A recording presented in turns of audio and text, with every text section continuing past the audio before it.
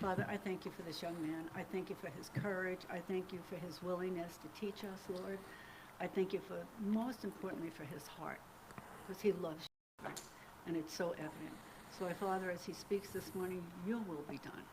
In Jesus' name, amen. Amen. Awesome. Okay. Oh, that's right, he's got his head. I know.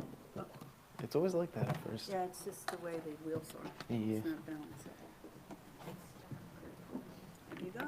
Cool. Cool. One day I'll grow up and do that too. And then I'll just do.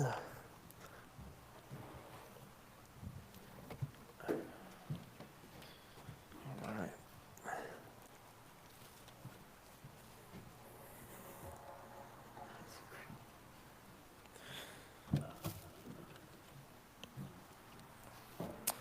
All right, how's everybody doing today? Good, great. So, today we're going to be talking about Jacob and Esau, primarily Jacob, and going over a little bit of his life, some briefly of the struggles he had, but also some of the things he did with his brother. It's a classic Bible story that I'm pretty sure all of us in here know, but I'm just hoping that I'll be able to maybe give you a little bit more on it, something that you didn't really see at first, and just kind of expand it. And so when we're going to talk about Jacob and Esau, the way I always like to do, I like to kind of lay a little bit of foundation, and that starts with his father, Isaac. Cool. So we're going to start in Genesis chapter 25. We're going to be reading from verse 19. This is the account of the family line of Abraham's son Isaac. Abraham became the father of Isaac, and Isaac was 40 years old when he married Rebekah, daughter of Bethuel, the Aramean from Paddan Aram, and sister of Laban, the Aramean. Isaac prayed to the Lord on behalf of his wife because she was childless. The Lord answered his prayer, and his wife Rebekah became pregnant. The babies jostled each other within her, and she said, "Why is this happening to me?" So she went to inquire of the Lord. The Lord said to her, "Two nations are in your womb, and two people from within you will be separated. One people will be stronger than the other, and the older will serve the younger." Now, this is definitely something that's kind of odd because she's inquiring for an answer, and instead of an answer, the Lord gives her prophecy. It's a partial answer, and he says two nations are in your womb. And so we can infer that these nations are fighting each other. Right? And nations is also a big word.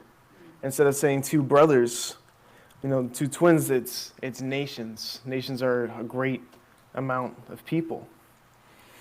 And so she's praying, she's looking for her, and then the Lord finishes with the older will serve the younger, which is also going against all of their tradition.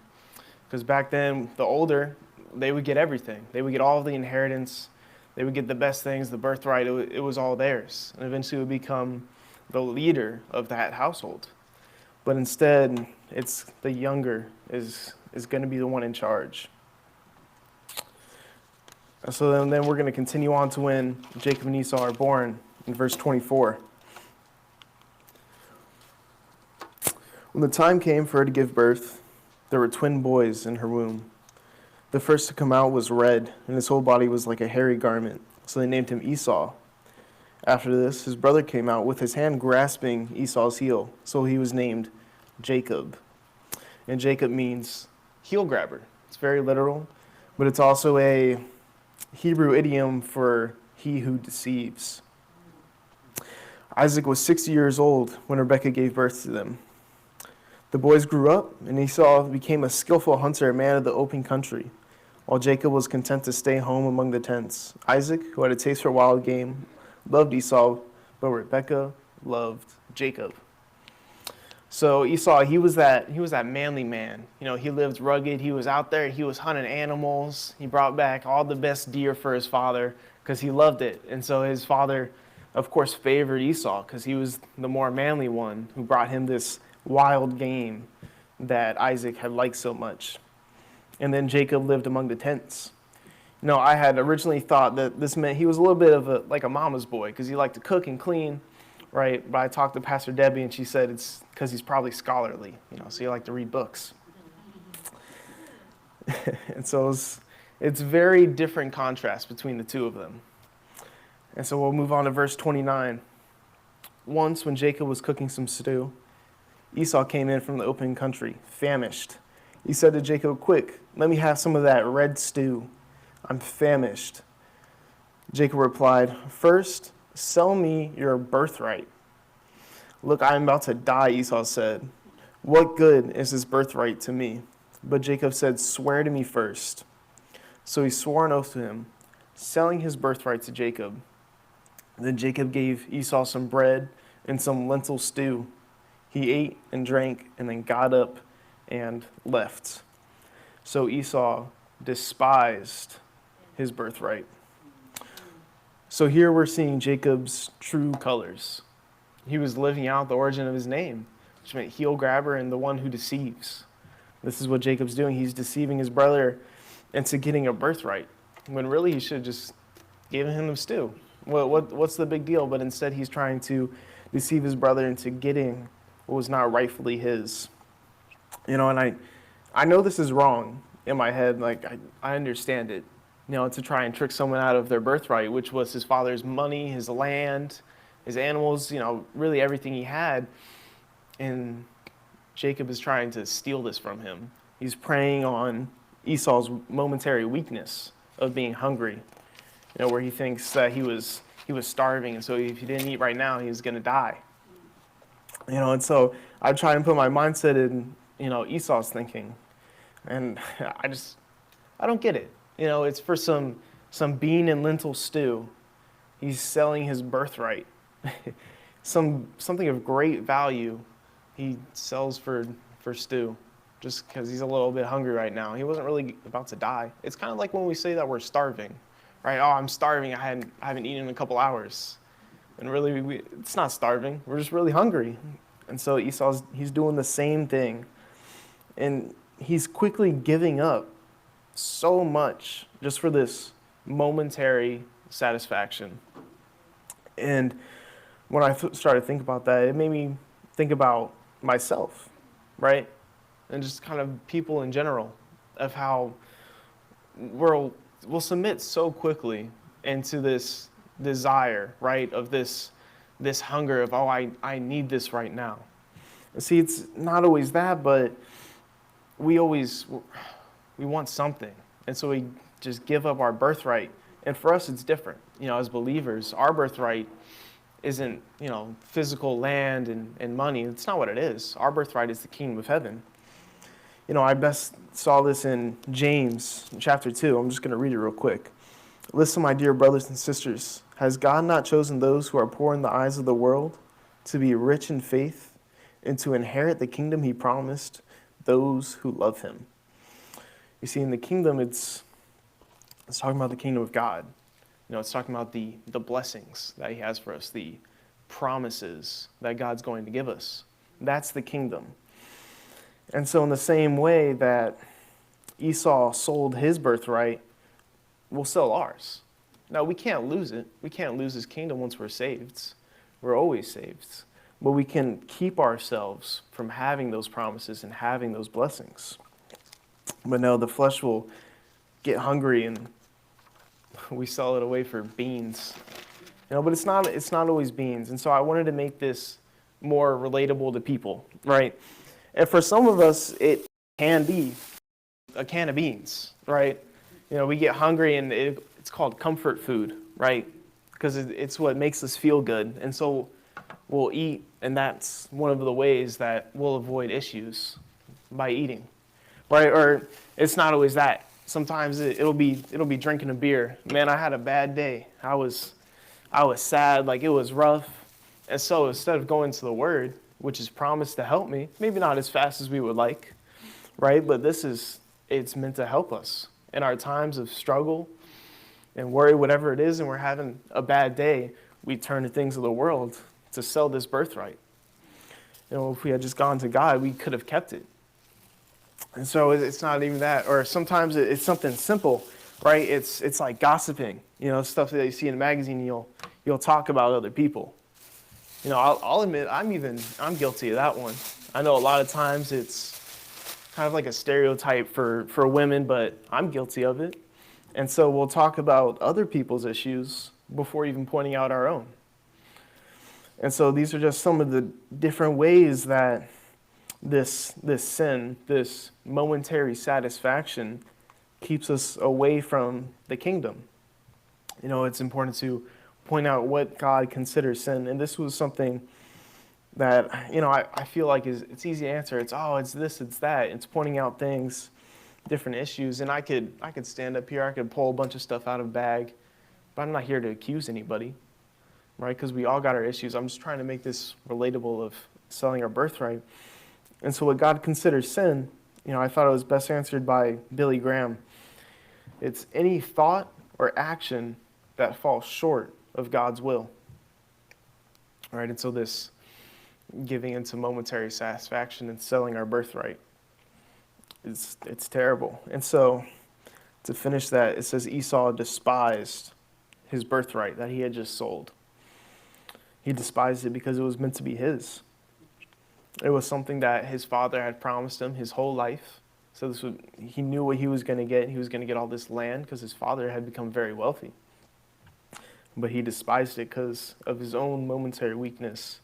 He gave it away. But that's not the only time that Jacob tries to trick his brother. Now he's going to try and trick his father too. And so we're going to move on to chapter 27.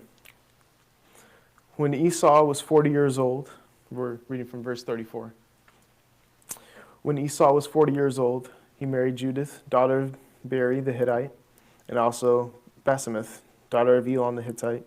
And they were a source of grief to Isaac and Rebekah. When Isaac was old, and his eyes were so weak that he could no longer see, he called for Esau, his older son, and said to him, "My son." "Here I am," he answered. Isaac said, "I am now an old man, and don't know the day of my death. Now then, get your equipment, your quiver and bow, and go out to the open country to hunt for some wild game for me. Prepare for me the kind of tasty food I like, and bring it to me, so that I may now give you my blessing before I die." Now Rebekah was listening as Isaac spoke to his son Esau. When Esau left for the open country to hunt and bring it back, Rebekah said to her son Jacob, "Look, I overheard your father say to your brother Esau, 'Bring me some game and prepare for me some tasty food to eat, so that I may give you my blessing in the presence of the Lord before I die. Now, my son, listen carefully and do what I tell you. Go out to the flock and bring me 2 choice young goats as I prepare some tasty food for your father, just the way he likes it. Then take it to your father to eat, so that he may give you his blessing before he dies." And so his mother has come up with this plan for Jacob to go and try and steal the blessing from his brother Esau. Esau is left to go hunt because he's about to receive it today.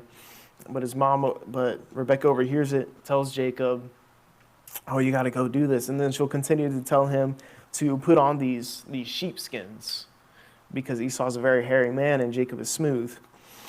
And so he goes, he gets the sheepskins, he does all these different things to make it seem like he's his brother, right?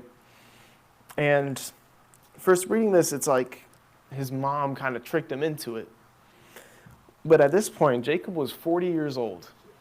He was a grown man, completely capable of making his own decisions. And so he wanted it just as bad, right? It's the Hebrew idiom, he who deceives. And so he goes on to deceive his father and take this blessing. And so we'll move down to verse 25. "My son, bring me some of your game to eat, so I may give you my blessing." Jacob brought it to him, and he ate. And he brought some wine, and he drank. Then his father Isaac said to him, "Come here, my son, and kiss me." So he went to him and kissed him. When Isaac caught the smell of his clothes, he blessed him and said, "Ah, the smell of my son is like the smell of a field that the Lord has blessed. May God give you heaven's dew and earth's richness, and abundance of grain and new wine. May nations serve you, and peoples bow down to you. be Lord over your brothers. And may the sons of your mother bow down to you. May those who curse you be cursed, and those who bless you be blessed." It was at this point that Isaac had just put Jacob as the head of the household. And so just as the prophecy said, the older is now serving the younger. Isaac finishes blessing Jacob, and that's when Esau comes in. And so Jacob runs away, and Esau, he's bursting into tears, and he cries to his father, "What about me? Do you have any blessings left?" His father says, "No, I've given it all to Jacob." But his father finally, gives in and gives him something of a blessing. His father Isaac answered him, "Your dwelling will be away from the earth's richness, away from the dew of heaven above. You will live by the sword, and you will serve your brother. But when you grow restless, you will throw his yoke from off your neck." And so Esau held a grudge against Jacob because of the blessing his father had given him. He said to himself, "The days of mourning for my father are near. Then I will kill my brother." And so this is when Jacob decides to run away. His mom tells him to go to your uncle Laban, and you can stay there for now. So Jacob leaves, and he goes to Laban. We're going to skip over to chapter 29. Right. Yeah, so 14. We're going to start at verse 14. After Jacob had stayed with him for a whole month, Laban said to him, "Just because you are a relative of mine, should you work for me for nothing? Tell me what your wages should be." Now Laban had 2 daughters. The name of the older was Leah, and the name of the younger was Rachel. Leah had weak eyes, but Rachel had a lovely figure and was beautiful.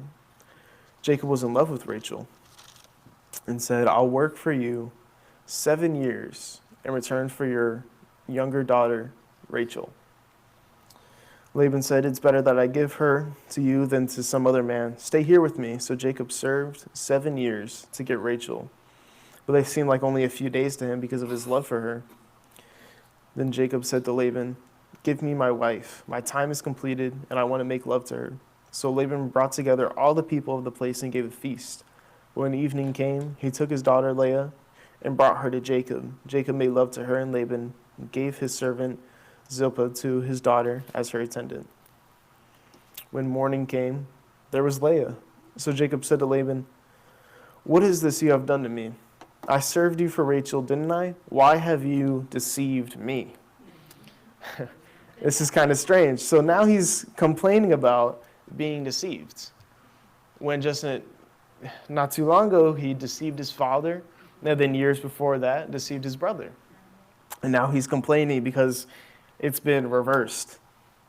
Laban replied, "It is not our custom here to give the younger daughter in marriage before the older one. Finish this daughter's bridal week, then we will give you the younger one also, in return for another 7 years of work." And Jacob did so. He finished the week with Leah, and then Laban gave him his daughter Rachel to be his wife. Laban gave his servant Bilhah to his daughter Rachel as her attendant.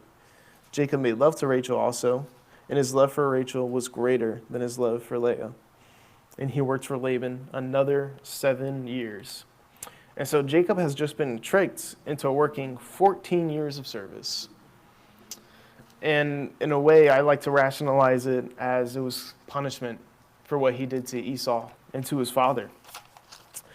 He kind of got like what was coming to him.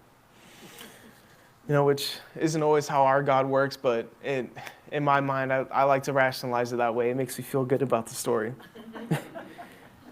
And so in Genesis chapter 30, Jacob's wives compete to see who can have more children.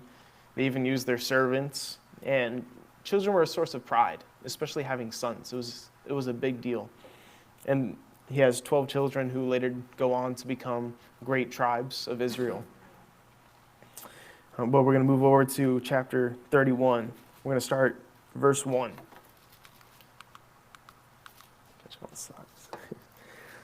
Jacob heard that Laban's sons were saying, "Jacob has taken everything from our father. owned and has gained all his wealth from what belonged to our father." And Jacob noticed that Laban's attitude toward him was not what it had been. Then the Lord said to Jacob, "Go back to the land of your fathers and to your relatives, and I will be with you." So Jacob sent word to Rachel and Leah to come out to the fields where his flocks were. He said to them, "I see that your father's attitude toward me is not what it was before, but the God of my father has been with me. You know that I've worked for your father with all my strength. Yet your father has cheated me by changing wages 10 times. However, God has not allowed him to harm me. If he said, 'The speckled ones will be your wages,' then all the flocks gave birth to speckled young. And if he said, 'The streaked ones will be your wages,' then all the flocks bore streaked young. So God has taken me away, your father's livestock, and has given them to me." This was a promise between Jacob and Laban that if the animals were spotted, then Jacob could keep them. Or if it later changed, if they were streaked, then Jacob could keep them. And of course, whatever Laban promised, that's what Jacob got. Because God was with him, and this was also part of the blessing that his father had given him, how he would have the earth's richness. And then we're going to move on to chapter 32, because Jacob has now fled from Laban. He was pursuing him because he had all of this great wealth now, and so he's running away. And so he's leaving Laban, and he's preparing to then again meet Esau. Jacob went on his way, and the angels of God met him. When Jacob saw them, he said, "This is the camp of God," so he named the place Mahim. Jacob sent messengers ahead of him to his brother Esau in the land of Seir, the country of Edom. He instructed them, "This is what you are to say to my lord Esau. Your servant Jacob says, 'I have been staying with Laban and have remained there till now. I have cattle and donkeys, sheep and goats, male and female servants. Now I'm sending this message to my lord that I may find favor in your eyes.'" When the messengers returned to Jacob, they said, "We went to your brother Esau, and now he was coming to meet you, and 400 men are with him." In great fear and distress, Jacob divided the people who were with him into two groups, the flocks, herds, and camels as well. He thought, if Esau comes and attacks one group, the group that is left may escape. And so Jacob is afraid for his life, and rightly so. The brother who had cheated out of his birthright and blessing is now coming for him. And so he's sending messengers to, try and say sorry, but the messengers are sent back saying that Esau's coming. And he's coming with 400 men. And Jacob at this point is assuming the worst. Then Jacob prayed, "O God of my father Abraham, God of my father Isaac, Lord, you who said to me, 'Go back to your country, and your relatives and I will make you prosper.' I am unworthy of all the kindness and faithfulness you have shown your servant. I had only my staff when I crossed the Jordan, but now I have become two camps. Save me, I pray, from the hand of my brother Esau, for I am afraid he will come and attack me, and also mothers with their children. But you have said, 'I will surely make you prosper. It will make your descendants like the sand of the sea, which cannot be counted.'" So God promises that it's going to be okay, right? Just go back. It's going to work out. But Jacob, he's still afraid. He's still worried. And so he'll send these groups of animals before him, these hundreds of goats and sheep and all these different things as sort of gifts to his brother. And then we're going to move on to verse 22, because he's waiting now for the gifts to get to Esau to try and appease him before they meet. That night, Jacob got up and took his 2 wives, his 2 female servants, and his 11 sons, and crossed the ford of the Jabbok. After he had sent them across the stream, he sent over all his possessions. So Jacob was left alone, and a man wrestled with him till daybreak. This is kind of odd. It doesn't even say where this man came from, who this man is, why they started fighting, but Jacob's now wrestling with some stranger. When the man saw that he could not overpower him, he touched the socket of Jacob's hip so that his hip was wrenched as he wrestled with the man. Then the man said, Let me go, for it is daybreak. But Jacob replied, I will not let you go until you bless me. The man asked, What is your name? Jacob, he answered. He's not pretending to be Esau anymore. The last time he was blessed, he was trying to be his brother. Right? He was taking his name and he was dressing like him, and because he wanted Esau's blessing. But now Jacob is finally wanting a blessing for himself.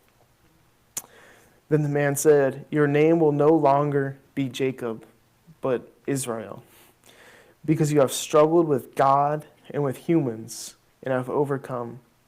Jacob said, Please tell me your name. But he replied, Why do you ask my name? And then he blessed him there. So Jacob called that place Peniel, saying, It is because I saw God face to face, and yet my life was spared. The sun rose above him as he passed Peniel, and he was limping because of his hip. And so now his heart is changing. We can see that now. He's sorry for what he did to his brother. That's why he sent all these gifts, and he's trying to gain his favor. And now he's struggling with this man, looking for his own blessing. And the man who, is not really a man, it could be an angel, says, Now your name will be Israel. And Israel means the one who struggles with man and with God. It was very literal. And we're going to move on to chapter 33, where Jacob is going to meet Esau. Jacob looked up, and there was Esau coming with his 400 men. So he divided the children among Leah, Rachel, and the 2 female servants. He put the female servants and their children in front, Leah and her children next, and Rachel and Joseph in the rear. He himself went on ahead and bowed down to the ground 7 times, which is the number of completion, as he approached his brother. But Esau ran to meet Jacob and embraced him. He threw his arms around his neck and kissed him, and they wept. And so here Jacob was assuming the worst. But Esau is just glad to see his brother. It's been over 14 years since they last saw each other. And so to Esau, he's happy to meet him. And this is really good for Jacob, because he's trying to apologize. He's trying to make things right. And his brother's just saying, it's okay. It's okay. It's been such a long time since all of this happened. We can move on from this. We can be family. We can be brothers. And this is another turning point in Jacob's life, to where in chapter 35, we see another change. We're going to read from verse 1. Then God said to Jacob, Go up to Bethel and settle there and build an altar there to God, who appeared to you when you were fleeing from your brother Esau. So Jacob said to his household and to all who were with him, Get rid of the foreign gods you have with you, and purify yourselves, and change your clothes. Then come, let's go up to Bethel, where I will build an altar to God, who answered me in the day of my distress, and who has been with me wherever I go. So they gave Jacob all the foreign gods they had, and the rings in their ears, and Jacob buried them under the oak at Shechem. So this is another turning point. Now Jacob has gotten rid of all of this clutter in his life. He had all these things that were distracting him. He had these foreign gods in his household, which we know are bad, and it's going to be something that keeps Jacob from really having a good connection, because he's placing these other things before the right God. And so we'll move down to verse 9. After Jacob returned from Paddan Aram, God appeared to him in Gem and blessed him. God said to him, Your name is Jacob, but you will no longer be called Jacob, and your name will be Israel. So he named him Israel. And God said to him, I am God Almighty. Be fruitful and increase in number. A nation and a community of nations will come from you, and kings will be among your descendants. The land I gave to Abraham and Isaac I also give to you. Then God went up from him at the place where he had talked with him. Now Jacob is finally receiving blessing directly from the source. He's been grabbing at these heels. He's been deceiving all his life. But now God has come and given him the blessing that is meant just for Jacob, who is now going to be Israel in God's eyes. And so there's 2 more things I want to point out to you. about this story of Jacob, who has become Israel, and who later on has all these children who become leaders of nations. And there's this thing that the Bible does where it continues to interchange Jacob and Israel. We'll see it all throughout Genesis as it begins to talk about Joseph and his life. It mentions Israel. An example of this is in chapter 37, verse 3. Pastor Debbie had really challenged me to try and find out why sometimes is he being called Israel and why sometimes is he being called Jacob. And when I was looking into this, he's called Israel when he himself is being a father. When he's talking to Joseph and his sons about what to do in life, and when he's caring and loving them, that's when he's called Israel. But when he's being just a man, just a regular person, he is still called Jacob, heel grabber, deceiver, but he is Israel when he is being a father.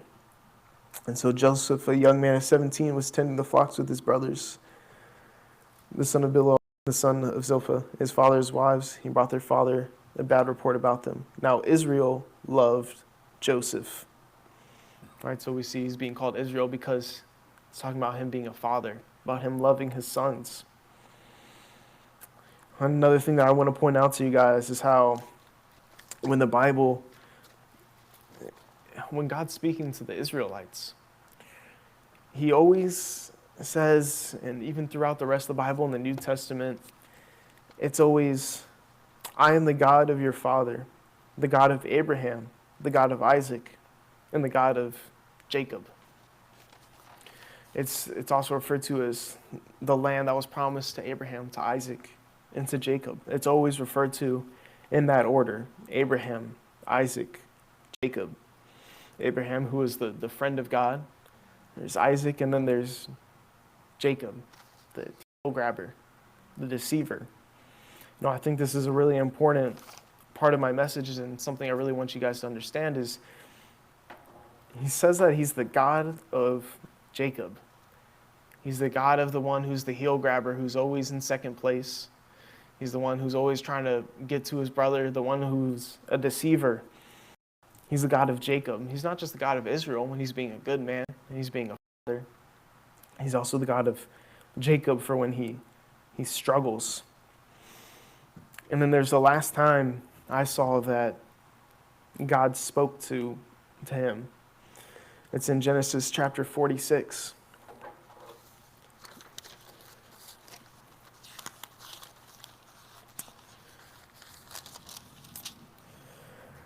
So Israel set out with all that was his, and when he reached Beersheba, he offered sacrifices to the God of his father Isaac. And God spoke to Israel in a vision that night and said, Jacob, Jacob. He was still calling him Jacob. Still loved him, regardless of what type of man he was, regardless if he was making mistakes or if he was being a great father, being called Israel. He still saw him it's okay that he was Jacob. But he didn't always have to be Israel. He didn't always have to be some great man, regardless of how he acted. God was still his God. God still loved him despite his issues. Because we know Jacob had issues. He was a deceiver. And that's okay because God still loved him. He didn't cast him out just because he made bad choices. And so that's why it says he's the God of Abraham. He's the God of Isaac. And he's also the God of Jacob. And so I have a song prepared that I feel like is really part of this too. It's from Big Daddy Weave, and it's called Redeemed. Right? It has a lyric where I have a new name and I'm not the same. I feel like this is really something that talks about Jacob, because he's changed to Israel and he becomes a better man, but it's still okay that he was Jacob. And so, Paul, can we play it?